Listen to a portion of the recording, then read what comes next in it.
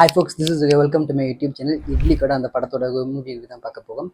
இட்லி கடை படமாக அது படம் கிடையாது, அது ஒரு நல்ல லெசன். ஏன் லெசன் அப்படின்னு சொல்லணும்னா, மேக்ஸிமம் நம்ம எல்லாமே ஓடிக்கிட்டே இருப்போம் எதையாவது ஒன்று நோக்கி. ஏன் ஓட்டுறோம், எதுக்கு ஓட்டுறோன்னே தெரியாது. ஸோ வீடு வாங்கணும், கார் வாங்கணும், அதுதான் லைஃப் அப்படின்னு சொல்லிட்டு ஓட்டு இருப்போம். அது வாங்கினதுக்கப்புறம் அடுத்து என்ன, இன்னொரு பெரிய கார் வாங்கணும், அதுக்கப்புறம் 2 3 பெரிய கார் வாங்கணும், 2 3 இடத்துல வீடு கட்டணும், அப்புறம் வேறு ஊரில், வேறு ஸ்டேட்டில், வேறு கண்ட்ரியில் அப்படின்னு சொல்லிட்டு நம்மளோட ஆசைகள் பெருகிக்கிட்டே இருக்கும். அது ஒரு என்லெஸ் ப்ராசஸாக போய்கிட்டே இருக்கும். ஸோ இதெல்லாம் வந்து வாழ்க்கை கிடையாது.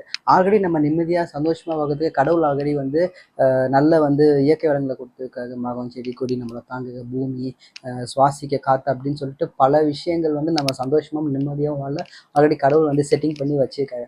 அதை நம்ம அனுபவித்து என்ஜாய் பண்ணாலே போதும், நம்ம வாழ்க்கை வந்து ரொம்ப அழகாக இருக்கும் அப்படின்ற விஷயத்த ஒரு என்கேஜிங்கான ஸ்க்ரீன் பிளே வச்சு அழகான ஒரு படத்தை வந்து தனுஷ் வந்து டைரக்ட் பண்ணி கொடுத்துருக்காரு. ஸோ இந்த படத்தோட பாசிட்டிவ் வந்து பார்த்தீங்கன்னா, ஃபஸ்ட்டு பாசிட்டிவ் வந்து பார்த்தீங்கன்னா, தனுஷ் அவரோட டைரக்ஷன் தான். இது ஒரு நல்ல ஒரு ஃபீல் குட் படம். ஆனால் எந்த இடத்துலையுமே போக் அடிக்காமல், லேக் அடிக்காமல், ஸ்லோ பேஸில் போகாமல், இதெல்லாம் இல்லவே இல்லை. படம் வந்து அடுத்தென்னுன்ற ஒரு சுவாரஸ்யத்தை வந்து நமக்கு பில்ட் பண்ணுற மாதிரியான ஒரு என்கேஜிங்கான ஸ்க்ரீன் பிளே வச்சு இந்த படத்தை வந்து டைரக்ட் பண்ணியிருக்காரு. ஃபர்ஸ்ட் ஆஃப் ஃபுல்லாகவே ரொம்ப எமோஷ்னலாக இருக்கும், ரொம்ப ரூட்டடாக எல்லாத்துக்கூடையுமே அந்த ஃபீல் வந்து கனெக்ட் ஆகுற மாதிரியான ஒரு விஷயம் இருக்கும் ஃபர்ஸ்ட் ஹாஃபில்.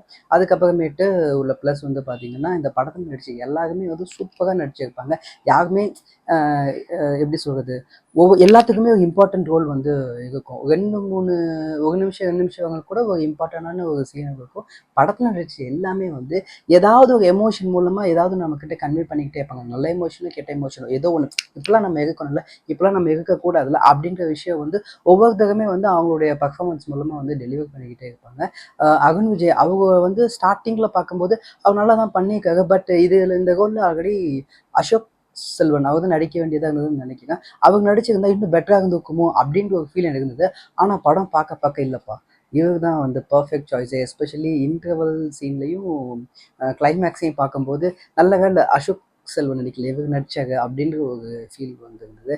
அதுக்கப்புறமேட்டு வந்து பார்த்தீங்கன்னா, அதான் முன்னாடி சொன்னால் ஏதாவது ஒன்று எமோஷன் மூலமாக கன்வே பண்ணிட்டே இருப்பாங்கன்னு சொல்லிட்டு செகண்ட் ஹாஃப்ல சத்யராஜ், ஷாலினி பாண்டே, அருண் விஜய் 3 பேர் காம்பினேஷனில் ஒரு சீன் ஒன்று இருக்கும். அதில் வந்து அவங்க வந்து மல்டி மில்லியனு, பட் இருந்தாலுமே அன்பு, பாசம், கோவம் அப்படின்னும்போது அவங்களும் மனுஷங்க தானே அப்படின்ற ஒரு கனெக்ட் வந்து இருக்கும். அதுக்கப்புறமேட்டு வந்து பார்த்திங்கன்னா, நித்யா மேனன், ஷாலினி பாண்டே இவங்களுமே அவங்களுக்கு கொடுக்கப்பட்ட ஸ்பேஸ்லாம் நல்லா நடிச்சிருந்தாங்க. பார்த்திபன் சார் அவர் வந்து படத்தில் அங்கங்கே தான் வருவாங்க, பட் அவருக்கு கொடுத்த ஸ்பேஸில் பயங்கரமாக வந்து ஸ்கோர் பண்ணியிருக்காரு. அவருக்காக எல்லா சீனுமே வந்து நமக்கு காமெடியாக இருக்கும். அவர் அதே நேரத்தில் 2 3 இடத்துல வந்து மாசாவுமே அவர் வந்து காட்டியிருப்பாங்க. அதுக்கப்புறமேட்டு படத்தில் உள்ள எல்லா காமெடியுமே ஒர்க் ஆகிருக்கு. எஸ்பெஷலி இலவரசு சார் பண்ணுற காமெடி எல்லாமே எனக்கு வந்து இந்த படத்தில் இலவரசு சார் யூஸ் பண்ண விதம் வந்து ரொம்ப பிடிச்சிருக்கு. ஏன் அப்படின்னு வந்து பார்த்தீங்கன்னா, ராயன்லேயே அவர் வந்து நடிக்க வச்சுருப்பாங்க. ஆனால் அவங்க வந்து ராயனில் ரொம்ப கம்மியான சீன் தான். அந்த கம்மியான சீனில் ஒரு சீன் வந்து பார்த்தீங்கன்னா, அவரோட வேஷ்டியை வந்து சந்தீப் சார் வந்து உருவி அவர் அப்படியே அன்றையோட ஓட விடுற மாதிரி இருக்கும்.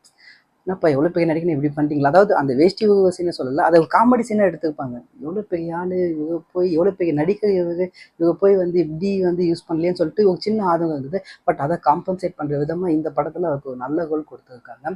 அதுக்கப்புறமேட்டு உள்ள ப்ளஸ் வந்து பார்த்தீங்கன்னா, மியூசிக். ஜிவி பிரகாஷ் அவரோட மியூசிக் மட்டும் இல்லைன்னு வச்சுக்கோங்களேன் இந்த படம். அப்போவுமே படம் நல்லா தான் இருக்கும். ஆனால் இப்போ வந்து நம்ம மெய்யழகனை செலிப்ரேட் பண்ணுறோம்ல, படம் ரிலீஸ் ஆகும்போது விட்டுட்டு இப்போ வந்துச்சு இது ஒரு நல்ல ஒரு நல்ல படம்ல அப்படின்னு சொல்லிட்டு அந்த மாதிரி தான் இட்லி கடையும் ஆயிருக்கும். ஸோ இப்போ விட்டுட்டு ஒரு 4 5 மாதம் கழிச்சு இட்லி கடை நல்ல ஒரு ஃபீல் குட் படம்ப்பா அப்படின்னு சொல்லியிருப்போம். ஆனால் அப்படி ஆகாமல் இப்போவே நமக்கு வந்து அந்த படத்தை வந்து செலிப்ரேட் பண்ணுற மாதிரி நமக்கு வந்து பிடிக்கிற மாதிரி இருக்கிறதுக்கு ஒரு முக்கியமான ரீசன் வந்து பார்த்தீங்கன்னா, ஜிவி பிரகாஷோட மியூசிக் தான். அவருடைய சாங்ஸும் பிஜிஎம் தான்.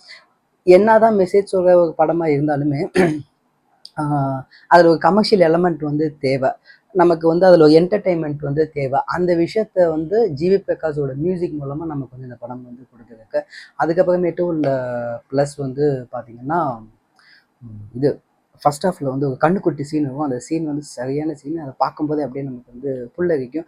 அந்த மாதிரியான ஒரு சீனு. செகண்ட் ஹாஃபில் வந்து என்ஜாமி தந்தானே அப்படின்னு ஒரு சாங், அந்த பாட்டுக்காகவே அந்த படத்தை வந்து இன்னும் 2 3 வாட்டி வந்து தேட்டரில் பார்க்கலாம். அது தேட்டரில் பார்க்க அந்த சவுண்ட் எஃபெக்டோட கேட்க பயங்கர வைபாகவும், அந்த பாட்டில் உள்ள லிரிக்கை கேட்கும் போதே நமக்கு வந்து ஒரு ஃபீல் குட் அந்த ஒரு படம் பார்த்தா எப்படி இருக்கும் அந்த மாதிரி இருந்தது. ஒரு ஃபீல் குட் மூவி பார்க்கும்போது நமக்கு ஒரு சாட்டிஸ்ஃபேக்ஷன் இருக்குல்ல, அந்த சாட்டிஸ்ஃபேக்ஷன் வந்து அந்த ஒரு சாங் கேட்கும்போதே வந்து இருக்கும். தியேட்டரில் கேட்கும்போது எனக்கு அப்படி தான் இருந்தது. அதுக்கப்புறமேட்டு வந்து பார்த்தீங்கன்னா, படமே ஒரு நல்ல படம் ஃபுல்லாகவே ப்ளஸ் தான் எனக்கு தெரிஞ்சு. மெசேஜ் சொல்கிற படம் அப்படின்னு சொல்கிறத விட நமக்கு ஆல்ரெடி தெரிஞ்ச விஷயத்த நம்மளை ரியலைஸ் பண்ண வச்சுருப்பாங்க இந்த படத்தின் மூலமாக.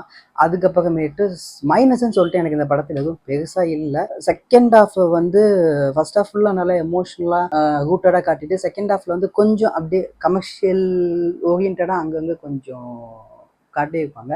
அதெல்லாம் பார்க்கும்போது லைட்டாக மூவி வந்து டிப் அடிக்கிற மாதிரி இருக்கும். பட் அது வந்து நெக்லிஜிபிள் தான். ஏன் அப்படின்னு சொல்கிறேன்னா, அதுக்கப்புறம் ஒரு சாங் ஒன்று, ஒரு கம்ப்ளீட் மெலடி சாங். அந்த சாங்க்கு யாருமே தேட்டர் விட்டு போவே இல்லை. எல்லாமே வந்து பார்க்குறாங்க. அந்த ஆல்ரெடி ஆக்சுவலாக நான் என்ன நினச்சேன்னா, ஐயோ மெலடி சாங் வருதே, ஒருவேளை ஆடியன்ஸ் வந்து எந்திரிச்சு போவாங்களோ அப்படின்ற மாதிரி நான் யோசிக்கும்போது எல்லாமே உட்காந்து பார்த்துருந்தாங்க.